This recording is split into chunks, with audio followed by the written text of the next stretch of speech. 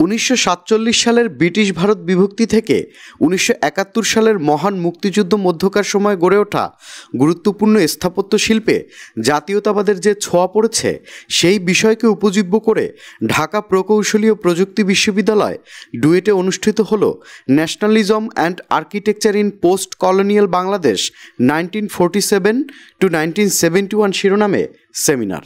Doctor মোহনা রেজার সাথে আমার একটা কমনালিটি আছে একটা ইস্যুতে, সেটা হচ্ছে ইস্যু অফ ন্যাশনালিজম। আমরা দুজনেই পিএইচডি থিসিসে ইস্যু অফ ন্যাশনালিজম ইস্যুটি অ্যাড্রেস করেছি। ডুয়েটের স্থাপত্য বিভাগের বিভাগীয় প্রধান প্রফেসর ডক্টর বাইজিদ ইসমাইল চৌধুরীর সভাপতিত্বে সেমিনারে উপস্থিত শতাধিক শিক্ষার্থীদের মাঝে বিষয়ভিত্তিক আলোচক হিসেবে উপস্থিত ছিলেন ডক্টর মোহনা তাসিন রেজা।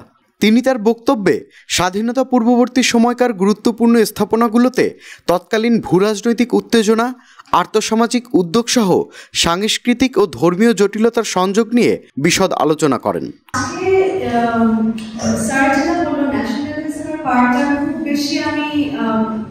এমফাসাইজ করব না, কিন্তু ওই পার্টগুলোতে আমি একটু টাচ করে যাব, কথা বলবো, যাতে আপনারা আর্কিটেকচারের সাথে স্থাপত্যের সাথে সেটা রিলেশন করতে পারেন।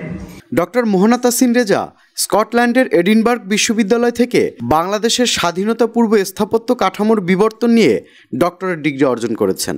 Tanvir Limon, channel I.